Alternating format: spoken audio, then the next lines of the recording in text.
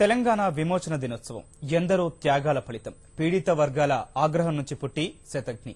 ఆ సమరానికి పిడికిలెత్తి ఎదురు నిలిచిన యోధుల్లో ఆదిలాబాద్ ఆదివాసీల పాత్ర మరవలేనిది. జమీందారీ వ్యవస్థపై తిరగబడిన గిరిజన యోధుడు కొమరం భీం త్యాగం చరిత్రకమైనది.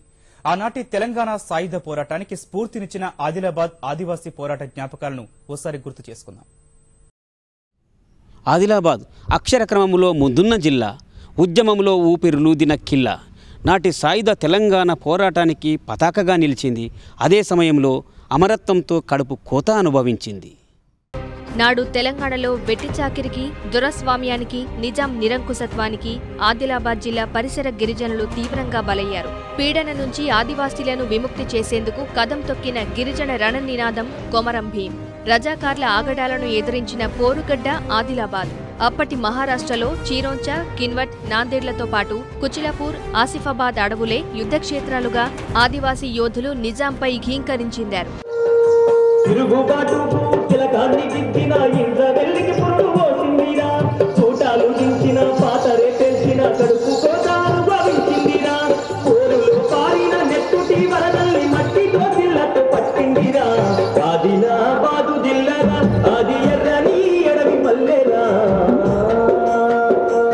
నిజాం కాలంలో నలిగిపోయిన గిరిజనుల్లో రగిలిన స్వేచ్ఛాకాంక్ష, భూమి, భుక్తి, విముక్తి కోసం అలుపెరగని పోరాటమై ఉద్యమ కెరటమై ఎగిసింది. తెలంగాణ సాయుధ పోరాటంలో ఆదిలాబాద్ ఆదివాసీలు ప్రదర్శించిన తెగువ చరిత్రలో నిలిచిపోయింది. ఈ పోరాటంలో ఎంతో మంది అమరులయ్యారు.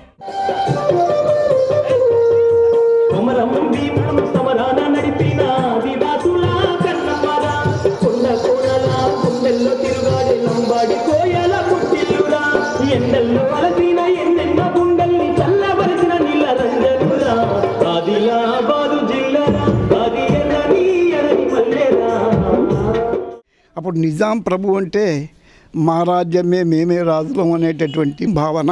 ఊళ్ళో ఉన్నటువంటి రైతులను, కూలీలను, స్త్రీలను మానభంగం చేయడం, కూలీలు ఎగ్గొట్టడం, రైతుల భూములను ఇచ్చేయడం, ఇటువంటి శ్రమదోపిడి విధానాలు నిరాఘాటంగా సాగుతుండే. ఇక్కడున్న ప్రజానీకం, ఇక్కడున్న యువకులు ఏ ఇతర ప్రాంతాలకు కూడా తగ్గకుండా మిలిటెంట్గా ముందుకుండి పోరాటాలు చేసిండ్రు.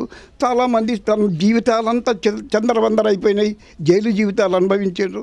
తెలంగాణ సాయుధ రైతాంగ త్యాగాల పుటల్లో ఎన్నో గాథలు. ఇందులో చారిత్రకంగా నిలిచిన అధ్యాయం కొమరం భీం. భారతదేశంలో ఆదివాసీల హక్కుల కోసం జరిగిన పోరాటాల్లో ఇది ప్రత్యేకమైనది.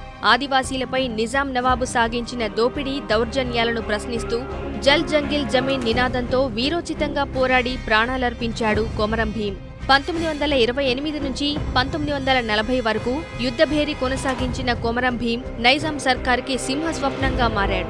సాగు చేసుకుంటున్న తమ భూమిని ఆక్రమించుకున్న దొరస్వామ్యాన్ని భరించలేక ఆ జమీందారుని మట్టుపెట్టాడు భీం.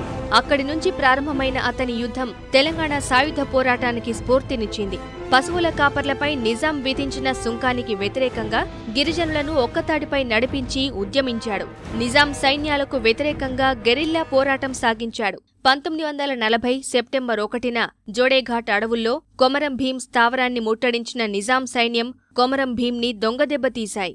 1940 అశ్వయుజ పౌర్ణిమ నాడు ఈ జోడఘాట్ అనేటటువంటి ప్రాంతంలో ఆయన అమరుడైనారు.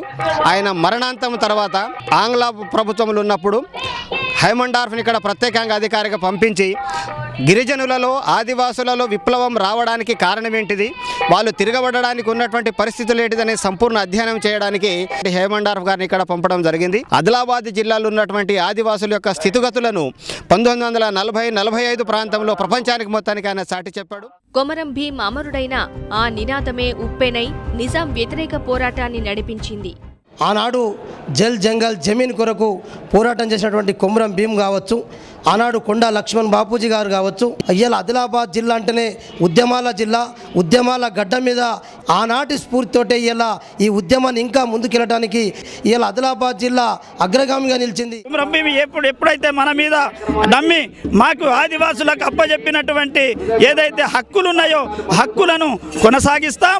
కొమరం భీం ఆశయాలను తుది కంట వరకు కూడా పోరాడి సాధిస్తాం. తెలంగాణ సాయుధ పోరాటానికి, తెలంగాణ విముక్తికి నాడు ఆదిలాబాద్ జిల్లా గిరిజనం అందించిన నినాదం మరువలేనిది. భూమి కోసం, భుక్తి కోసం, విముక్తి కోసం నాడు జరిగిన పోరాటం భావితరాలకు స్ఫూర్తిగా నిలిచింది. కొమరం భీం పోరాట పటిమతో పాటు సదాశివ, వానమామల, వరదాచార్యుల రచనా చాతుర్యాన్ని మణిహారాలుగా మలుచుకున్న ఆదిలాబాద్ జిల్లా తెలంగాణలో తేజోమయంగా వెలిగాలి. ఈ సాయుధ తెలంగాణ పోరాట స్మరణ వేళలో ఇతరులకు ఆదర్శంగా నిలవాలి. కెమెరామెన్ పూర్ణచంద్తో మణికేశ్వర్, ఈటీవీ న్యూస్, ఆదిలాబాద్.